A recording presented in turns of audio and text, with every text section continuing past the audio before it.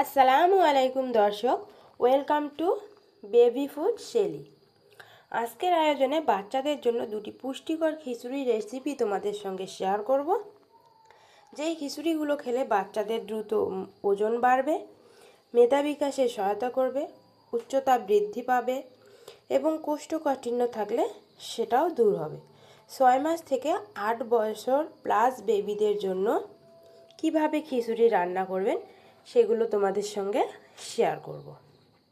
তো চলুন চলে যাচ্ছি প্রথম রেসিপিতে। তো দেখো, প্রথমে আমি এখানে 1 মুঠো চাল নিয়েছি। আর প্রথমে আমি 6 মাসের বেবিদের জন্য যে খিচুড়ি রান্না করতে হয় সেটাই তোমাদের সঙ্গে শেয়ার করছি। 1 মুঠো চাল নিয়েছি এবং এখানে মসুর ডালটা নিয়েছি। এখানে প্রথম বেবিদেরকে যেহেতু খিচুড়ি খাওয়াবো, এখানে পোলাওয়ের চালটা না নেওয়াই বেস্ট হয়, ভাতের চালটাই একদম ঠিক। তো 1 মুঠো চাল এবং 1 মুঠো ডাল আমি ভালো করে ধুয়ে নিলাম, 2-3 বার পানি পাল্টে পাল্টে ধুয়ে নিয়েছি। এবার এখানে আমি ধোয়ার পর চালটা কেউ যদি চায় একটুখানি ভিজিয়ে রাখবে তো সেটাও রাখতে পারো। তো এখানে চলে যাচ্ছি চুলায় আমি একটু পানি দিয়ে নেব আর চাল ডালগুলো ভালো করে সেদ্ধ করে নেব। তো যেহেতু বাচ্চার বয়স 6 মাস, আর ডক্টররা কিন্তু বলে 6 মাসের আগে বাচ্চাদেরকে লবণ চিনি কোনো কিছুই না খাওয়াতে, তাই আমি এখানে শুধু একটু হালকা হলুদ দিয়ে খিচুড়িটা সেদ্ধ করে নেব। আর এই খিচুড়িটা সেদ্ধ করে নেব মিডিয়াম টু লো আছে। 6 মাসের বেবিদের জন্য যখন খিচুড়ি রান্না করবেন তখন এটা কথা মাথায় রাখবেন যে বেবিরা যেন এমনভাবে খিচুড়ি বানাতে হবে বেবিরা যেন তাড়াতাড়ি খেয়ে ওটা হজম করতে পারে। তাই তার সবজিতে প্রথম অবস্থায় কোনো 2-3 রকমের ডাল বা 2-3 রকমের সবজি মেশানো যাবে না, শুধু একটা ডাল দিয়েই তার খিচুড়িটা রান্না করতে হবে যেন বাচ্চা তাড়াতাড়ি হজম করতে পারে, তার জন্য হজম শক্তিতে কোনো অসুবিধা না হয়। আর তাদের সেদ্ধ করার পর খিচুড়িটা আমি আলু ম্যাশার দিয়ে ম্যাশ করে নিয়েছি। ব্লেন্ডারে দিয়ে ব্লেন্ড করে কিন্তু বাচ্চাকে খাওয়ানো যাবে না। আলু ম্যাশার দিয়ে ম্যাশ করে নিয়েছি আর 1 চামচ ঘি দিয়ে দিয়েছি।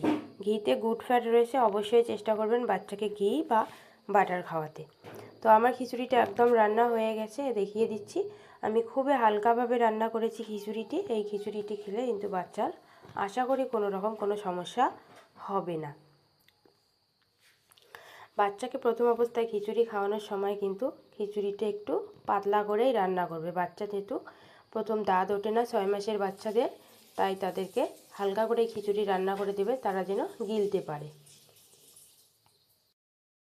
তো এখন চলে আসলাম 8 মাস থেকে 10 বছর প্লাস বাচ্চাদের জন্য খিচুড়ি রেসিপি। তো এখন এখানে নিয়েছি আলু কুচি, নিয়েছি গাজর কুচি, 1 মুঠো চাল এবং 1 মুঠো ডাল। ডাল আর চালগুলো আমি ভালো করে ধুয়ে নেব, আর আলু গাজরগুলো আমি আগের থেকে ধুয়ে কেটে রেখেছি। তো এখন চলে যাচ্ছি সরাসরি চুলায় দিয়ে দেবো 1 চামচের মতো ঘি। এখানে তোমরা চাইলে বাটারটাও দিতে পারো।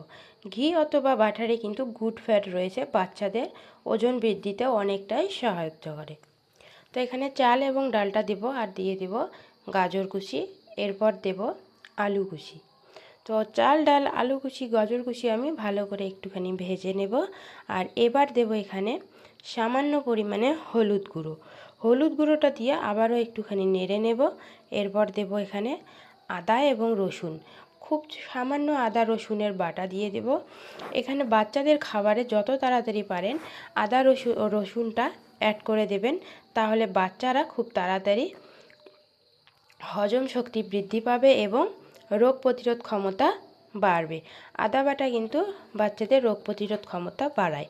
এরপর সবগুলো একটু ভেজে নিয়ে তারপর দিয়ে দেব পরিমাণ মতো পানি, যেন আমার সব সবজি এবং চাল ডালগুলো সেদ্ধ হয়ে আসে। এই খিচুড়িটি কিন্তু আমি 8 মাস থেকে 10 বছর পর্যন্ত বেবিদের জন্য রান্না করতেছি, তাই এখানে যদি আমরা চাই হালকা একটু লবণ দিতেও পারি। যদি 8 মাসের বাচ্চাদের জন্য রান্না করো তাহলে কিন্তু এখানে লবণটা স্কিপ করে যেতে পারো। এবার একটা মুখ ফাটানো এলাচ দিয়ে দিব। এবার ঢাকনা দিয়ে ঢেকে রাখবো যতক্ষণ সবজিগুলো সেদ্ধ হয় নাই ততক্ষণ পর্যন্ত ঢাকা থাক। আর এদিকে আমি একটা ডিম ভেঙে নিচ্ছি।